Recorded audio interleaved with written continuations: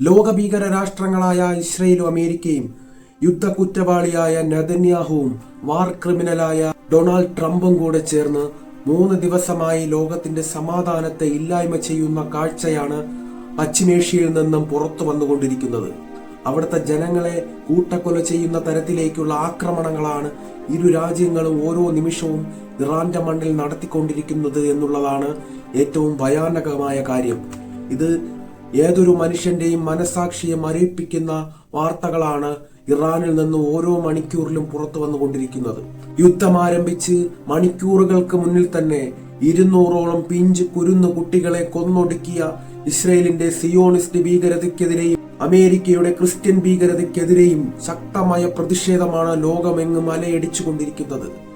200ഓളം ഒന്നും അറിയാത്ത പാവപ്പെട്ട പിഞ്ചു കുട്ടികൾ വെന്തു മരിച്ചത് അമേരിക്കയുടെയും ഇസ്രയേലിന്റെയും ഏറ്റവും വലിയ നീചമായ പ്രവൃത്തിയായി, ഈ നൂറ്റാണ്ടിലെ തന്നെ ഏറ്റവും വലിയ മനുഷ്യത്വരഹിതമായ പ്രവൃത്തിയായി തന്നെ നമ്മൾ കൂട്ടി വായിക്കേണ്ടതുണ്ട്. ഒരു ടാർഗറ്റ് നിശ്ചയിച്ചാൽ കൃത്യമായ ആക്രമണം നടത്തുന്ന ഇസ്രയേലിനും അമേരിക്കയ്ക്കും കൃത്യമായി അറിയാമായിരുന്നു അതൊരു സ്കൂളായിരുന്നു എന്ന്. ആ സ്കൂളിൽ കുട്ടികൾ പഠിക്കുന്ന സമയമാണെന്നും അതിനകത്ത് കുട്ടികൾ ഉണ്ടെന്നുള്ള കാര്യവും കൃത്യമായി അറിയാവുന്ന രാജ്യങ്ങളാണ് അമേരിക്കയും അതുപോലെ തന്നെ ഇസ്രയേലും.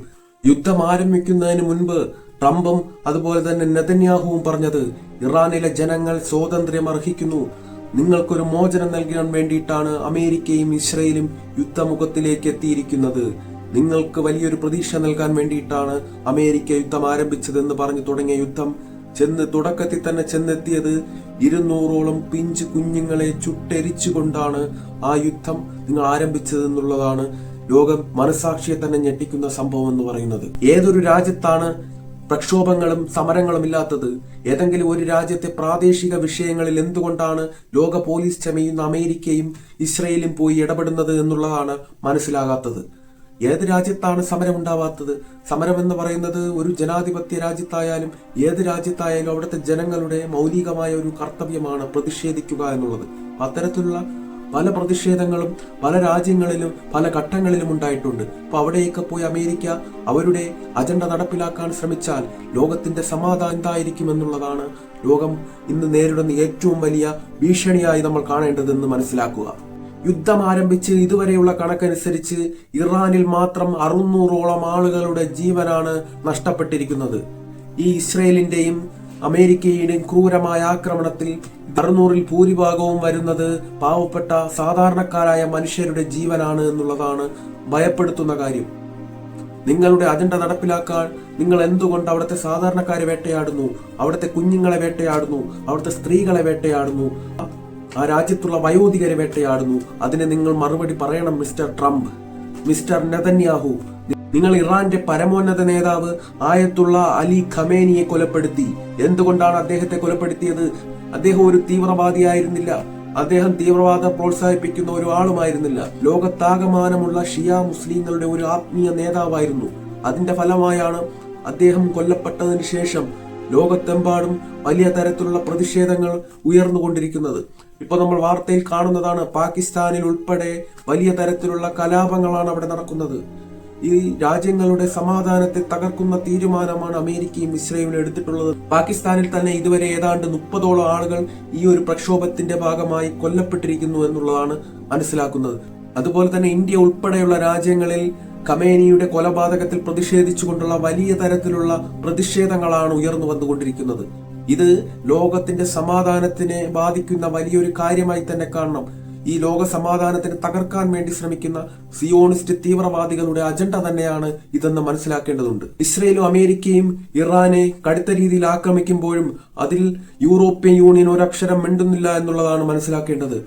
ഒരു കാര്യം ഉറപ്പാണ്, അമേരിക്കയ്ക്ക് മുന്നിൽ തങ്ങളുടെ ആത്മാഭിമാനം പണയം വെച്ചുകൊണ്ട് നിൽക്കുകയാണ് യൂറോപ്യൻ യൂണിയനിലെ ഓരോ രാഷ്ട്രങ്ങളും എന്നുള്ളത് എടുത്ത് പറയാതെ പോകാൻ കഴിയില്ല എന്നുള്ളതാണ്.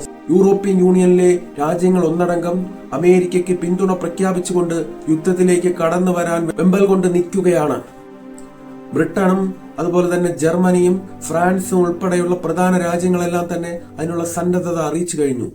ഇന്ന് ഉക്രൈനും കാനഡയും അമേരിക്കയെ പോലുള്ള ഒരു ഭീകര രാഷ്ട്രത്തിന് പിന്തുണ നൽകിക്കൊണ്ട് ലോകത്തിന്റെ മനസാക്ഷിയെ തന്നെ വെല്ലുവിളിക്കുന്ന തരത്തിലുള്ള പ്രവൃത്തിയാണ് ഇത്തരം രാജ്യങ്ങൾ സ്വീകരിക്കുന്നതെന്നുള്ളത് മനസ്സിലാക്കേണ്ടതുണ്ട്.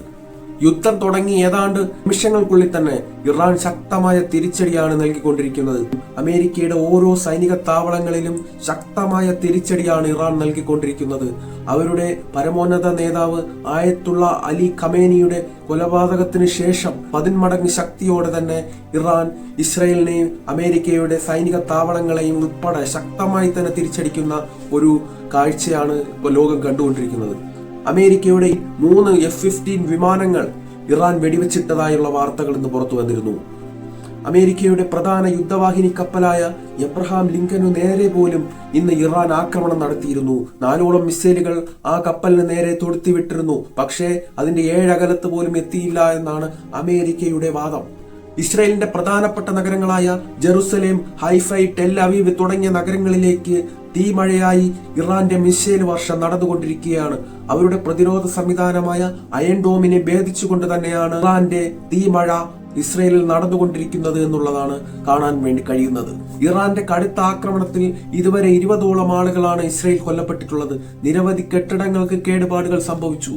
ശക്തമായ ഭാഷയിൽ തന്നെയാണ് ഇറാന്റെ പുതിയ പരമോന്നത നേതാവായി തിരഞ്ഞെടുക്കപ്പെട്ട അൽ റസ അറാഫി എന്ന് പറയുന്ന നേതാവിന്റെ നേതൃത്വത്തിൽ ശക്തമായ തിരിച്ചടി തന്നെയാണ് ഇസ്രയേലിനും അമേരിക്കയ്ക്കും ഇറാൻ നൽകിക്കൊണ്ടിരിക്കുന്നത്. ഇപ്പോ തീയിൽ തൊട്ട അവസ്ഥയിലാണ് അമേരിക്ക ഉള്ളതെന്നുള്ളതാണ് മനസ്സിലാക്കാൻ കഴിയുന്നത്. കാരണം വെനുസുലയല്ല ഇറാൻ എന്നുള്ളത് കാര്യം അമേരിക്ക തിരിച്ചറിഞ്ഞപ്പോൾ വൈകിപ്പോയി. ഇന്ന് അമേരിക്കൻ പ്രസിഡന്റ് പറയുന്നത് 4 ആഴ്ചയെങ്കിലും യുദ്ധം ചെയ്യേണ്ടി വരുമെന്നാണ് ഇറാനെ പരാജയപ്പെടുത്തണമെങ്കിൽ.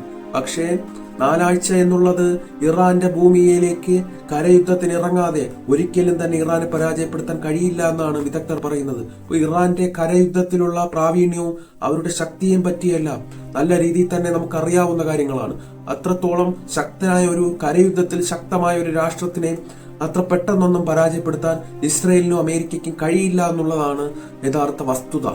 ഇറാന്റെ മേൽ അമേരിക്ക ചുമത്തുന്ന കുറ്റമെന്ന് പറയുമ്പോൾ അവർ ആണവ ആയുധം ഉണ്ടാക്കാൻ വേണ്ടിയിട്ട് പോവുകയാണെന്നുള്ള കുറ്റമാണ് അമേരിക്ക ഇറാന്റെ മേൽ ചുമത്തിയിരിക്കുന്നത്. അങ്ങനെയാണ് യുദ്ധം ആരംഭിച്ചത് എന്നാണ് അമേരിക്ക പറയുന്നത്. അമേരിക്ക പറയുന്നത് യുറാനിയം സമ്പുഷ്ടീകരണം ഇറാൻ ആരംഭിച്ചു കഴിഞ്ഞു. ഇറാന്റെ കയ്യിൽ ആണവായുധം ഉണ്ടെങ്കിൽ പശ്ചിമേഷ്യയിലുള്ള എല്ലാ രാജ്യങ്ങൾക്കും അത് ഭീഷണിയാണ്. അതുമാത്രമല്ല അവരുടെ കയ്യിൽ ബാലിസ്റ്റിക് മിസൈൽ ഉണ്ടെന്നാണ് അമേരിക്ക പറയുന്നത്. ആ ബാലിസ്റ്റിക് മിസൈൽ ഉപയോഗിച്ചുകൊണ്ട് അമേരിക്കയ്ക്ക് പോലും സുരക്ഷിതമായി അവിടെ ജീവിക്കാൻ കഴിയാത്ത തരത്തിലുള്ള ഇടപെടൽ ഇറാന്റെ ഭാഗത്തു നിന്ന് ഉണ്ടാകുമെന്നുള്ള തരത്തിലാണ് അമേരിക്ക പറയുന്നത്.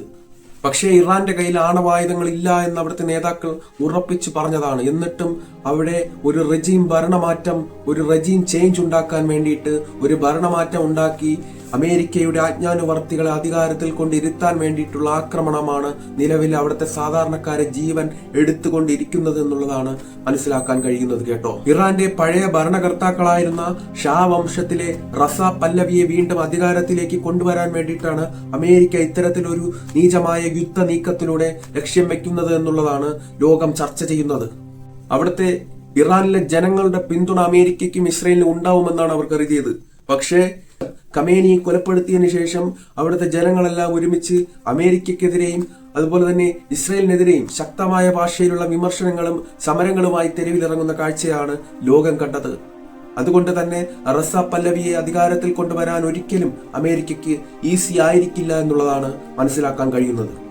ഖമേനിയെ കൊലപ്പെടുത്തി 8 മണിക്കൂറിനുള്ളിൽ തന്നെ പുതിയൊരു സർക്കാരിനെ അവിടെ രൂപീകരിക്കാൻ ഇറാന് കഴിഞ്ഞു എന്നുള്ളതാണ് എടുത്തു പറയേണ്ടത്.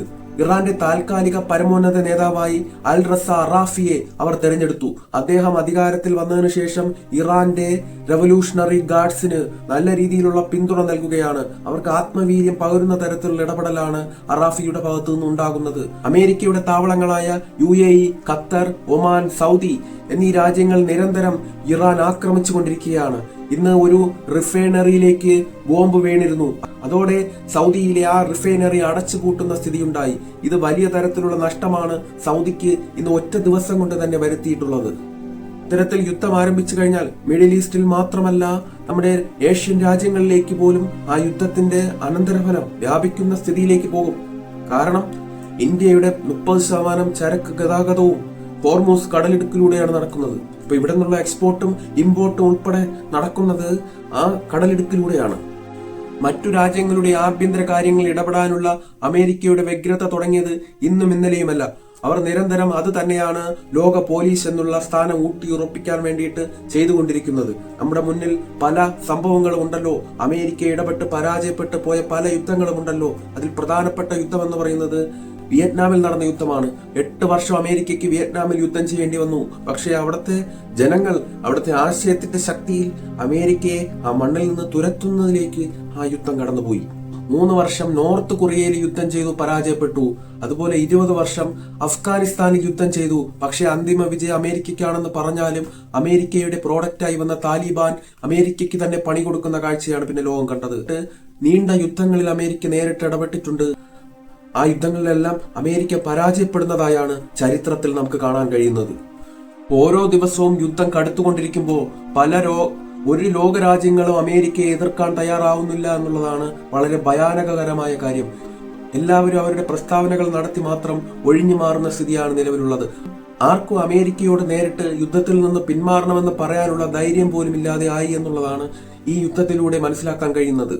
പക്ഷേ ബ്രിക്സ് എന്ന് പറയുന്ന രാജ്യങ്ങളുടെ കൂട്ടായ്മ എന്താണ് പറഞ്ഞതെന്ന് നമുക്ക് നോക്കാം.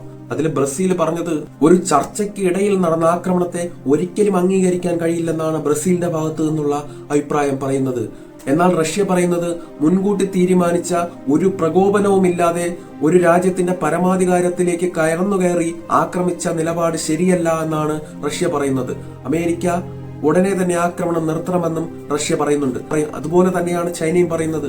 ഒരു രാജ്യത്തിന്റെ പരമാധികാരത്തിലേക്കുള്ള കടന്നുകയറ്റവും UN ചാർട്ടറിന്റെ നഗ്നമായ ലംഘനവും എന്നാണ് ചൈന ഈ യുദ്ധത്തിന് പറയുന്നത്.